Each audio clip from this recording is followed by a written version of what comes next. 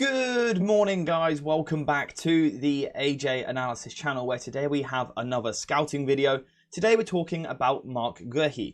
Now, the reason we're talking about this young man is because in the past 24 hours, he has been heavily linked with a move to Manchester United.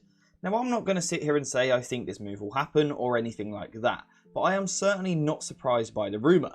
The reason being, we know that Dan Ashworth is a massive fan of Guehi and has been for a long time. And of course, with Ashworth supposedly getting a big role at Manchester United in the future, this rumour kind of makes sense. But you might be sitting there as a Manchester United fan thinking, I've heard of Guehi, I've heard a little bit about him, but I don't really know what he's good at. I don't really know if Manchester United should go and sign him. Well, obviously, we're going to address that today. I'm going to break down his game for you, tell you his strengths, his weaknesses, and whether or not Manchester United should sign him. And we're going to get straight into things, talking about how he would fit in from a tactical point of view. And truthfully, Guehi is the modern day centre-back, ball-playing defender. In terms of on the ball, this is a super composed young man. 23 years old, but this man has elite mentality. He's captained Crystal Palace already, even at a young age, and he just oozes confidence and composure and calmness on the ball. And I don't want to throw this term around, but aura a little bit as well. We talk about it with someone like John Stones at Manchester City or Saliba with Arsenal. When they're on the ball, the whole team just feels relaxed and confident and comfortable. Guehi has that exact trait. This is a very, very good ball-playing defender, someone who is incredibly confident with the ball at his feet. So confident that he is happy to draw pressure onto himself to make room for someone else, a trait which we've spoken about quite a lot in the past. He loves to take the ball, buy a little bit of time, draw this player into him, knowing that he's going to make room for his teammate to receive the next pass. It's a really, really valuable trait to have.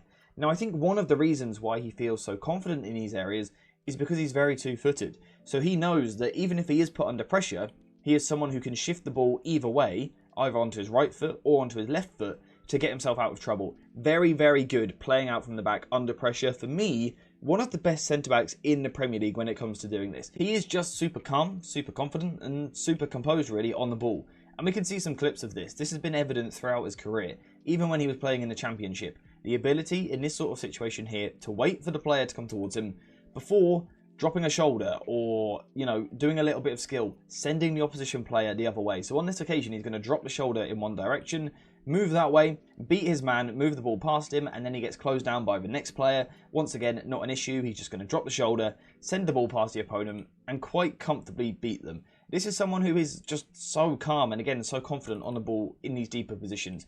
And I think it's something which United would want.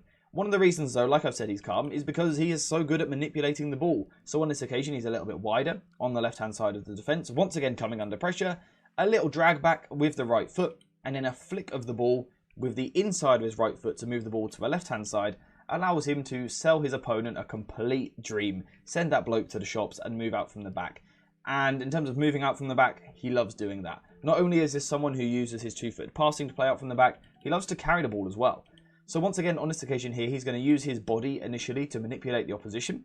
We can see what he does is he just leans back slightly. Now what this gives is the impression that he's just slowing down. However, as the player then comes towards him, he'll put his head down and accelerate a little bit more and kind of burst forward. And when he does that, his burst over the first couple of yards with the ball at his feet is very impressive, and it allows him to just power his way past players. We can then see the next player comes in to press him, although not particularly well. Interesting splits position there. But Guehi's able to go past him really easily, to be honest, really comfortably, and it allows him to move the ball up the pitch for his side. And that makes him a very good ball-playing defender. What is even more exciting about Guehi as well, though, is that he can play several different roles in the defence. So if you picture United in their current system, what do United currently do? Well, United currently build possession in a back three shape like this. Now, the great thing with Guehi is that I believe he can play any of these roles. He can play the right centre-back role because he is right-footed, so naturally this makes more sense for him. He can play the middle centre-back role because he is two-footed, so can play either way. This doubles his angles. Very, very good for him. Makes him very comfortable. But also, for Crystal Palace, he plays on the left-hand side of the defence. He can do any role, which makes him a potentially really valuable signing. Perhaps someone who could play alongside Lisandro Martinez in a pairing, but also at times replace Lisandro Martinez when he gets injured, and we bring in a different right-sided defender. Guehi, again, really good on the ball, And this is so valuable, particularly with Erik ten Hag as manager. He puts a lot of emphasis on individual quality on the ball in 1-versus-1 situations. Guehi has that in abundance. But also, you know, this isn't just a selfish player, someone who's good at dribbling. He's good at moving the ball forward, passing the ball for his side. Again, using that two-footedness to move the ball forward through the lines. This is a good progressive passer. But also, if we take a quick look at the stats, also someone who doesn't mind going a little bit longer with his passing and looking to hit the channels. We can now see, though, the pass completion isn't necessarily the best when doing this, but he is confident trying it. And a Crystal Palace side which uses quite a lot of long passes, Guehi is comfortable doing it, very comfortable doing it. So if we move past this, we can see some more of his progressive passing actions here. I'm going to wait for him to get the ball just as this loads. We can see him here. Now, for me personally, I'm looking at Guehi in this position, and I don't see a ton of naturally progressive passes available to him. In terms of the obvious passes, we're perhaps looking here, or maybe here. Those are the passing options which are available to him, maybe a switch to the left-hand side. What doesn't look obvious is the pass which he actually plays. This one. It's an absolute joke of a pass. Unbelievably good, and it finds his teammate in a bit of space who gets in on goal. Quality play, but also the shorter progressive range as well. So once again here we can see he's used his press resistance to beat the first player, and then he's going to be composed, work the ball onto his left foot, and then break lines. We talk about this on a regular basis. The ability to move the ball forward and take 2 or 3 players out of the game at once. Guehi's very, very good at this. Again, on this occasion, using his left foot to fire the ball forward through the lines into the feet of his forward. It's very, very effective, and again, something which Ten Hag looks to use. But also, the long-range passing as well. Putting the ball into a channel, into a danger area, perhaps over the top for someone like Marcus Rashford to run onto, or Rasmus Højlund, should he join United. Guehi has this in abundance. He likes to try these long passes. Now, we've seen already the percentages aren't the best in the world, but he's got something to work with here. Crystal Palace are quite a direct side at times. Guehi's part of that, but it's actually really helped him to learn this trait. And again, when he gets it right, boy oh boy, he gets it right. He can take out an entire team with his passing, and I do genuinely believe that on the ball, he is one of the better ball-playing defenders in the Premier League. I really like him from that aspect. And in terms of technically, and also tactically, in possession, I think he is almost exactly what United need. Almost exactly what United need. So before we continue into the video, a quick shout out to today's video sponsor, JerseyFIFA.com, the home of all of the greatest football kits. Whether that be the new latest releases or the old classic ones like this, Jersey FIFA has something for everyone, and now you can check it out yourself using the link in the description down below. And also make sure to use code JerseyFIFA for 10% off when you order. I also think he ticks boxes out of possession as well. This is a front-footed defender, someone who wants to be physical and engage in duels. So let's say you lose the ball on the attack and there's a space which opens up in midfield. For someone like this guy here, let's say Dallow's perhaps caught a little bit higher, Guehi likes to engage the ball. And again, what I've spoken about in recent weeks is that this is exactly what Ten Hag needs. Ten Hag needs centre-backs which firstly dominate most duels, which Guehi does, but also actively want to go participate in those duels. They want to be front-footed, they want to be aggressive, and they want to move towards the opposition. Again, with Guehi, this is exactly what we are seeing. On this occasion, in a slightly wider channel on the left-hand side of the defence, he recognises the cue and the signal to move forward, close down the opposition, and he has this really good ability of getting himself nice and low, hips open, allowing him to change direction. But he's really good at kind of just nicking in around the opposition. So rather than necessarily engaging in the massive physical tussle, he'll use a little bit of strength to, let the striker know that he's there. But then it's his ability to kind of hook this right foot into the tackle to win the ball back for his side. I really like that.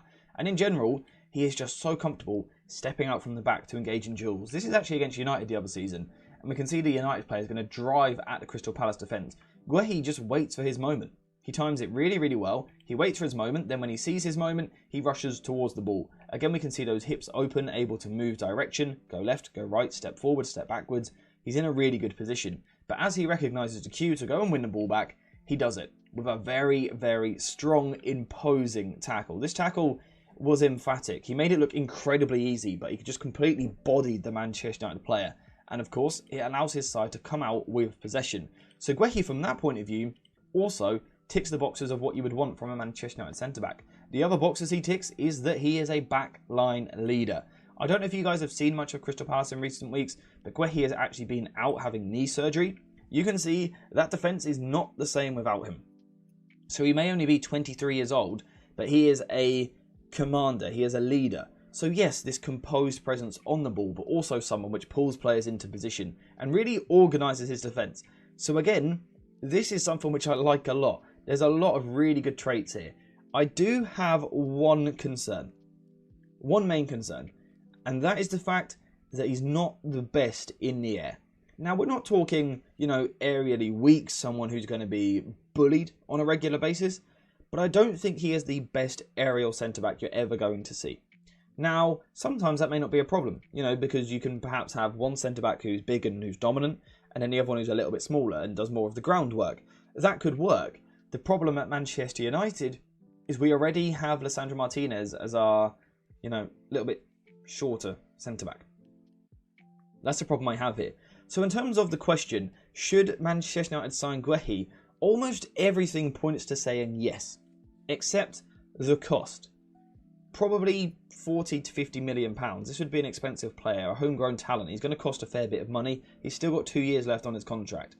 The problem with that is it's a lot of money to spend on someone which I think actually works better as a Lisandro Martinez backup rather than someone to play alongside him.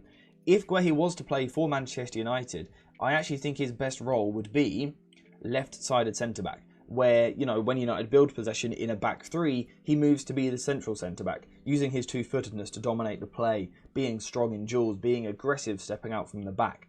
I'm not sure that it suits him to play alongside Lisandro Martinez because of the lack of aerial threat in the side, particularly with a United side which in general is reasonably small and not great in duels. It does concern me a little bit. So, is Guehi a good talent? Absolutely. And I think he'll move in the summer. I think he'll move. And whoever gets him is getting himself a wonderful player. A really, really good player who can do pretty much everything that you want from the modern centre-back. And I think when he makes that move, when he makes the move to a top club, I think you're going to see his game explode. You're going to see him go to the next level because he suits modern-day football. His on-the-ball ability is a joke. It just isn't fully on display at Crystal Palace. Move to a big side, and I think it would be. Should that big side be Manchester United? I'm not too sure. I'm not too convinced. I can understand why Dan Ashworth likes him. Great, great player. And I can understand why United would be interested. He's young, he's a homegrown talent, he's a good leader, and he's very, very technically strong, but also physically as well. He ticks a lot of the boxes. I'm just not sure that he's right for Manchester United right now. But let me know what you guys think in the comments down below. Do you think there are better options out there? Or do you think United shouldn't be looking at a centre-back? Or is Guehi the perfect option? Let me know what you think in the comments down below. But apart from that, we are finished for today. So thank you guys for watching. I hope you've enjoyed it and I hope you've learned something. And I'll see you in the next one.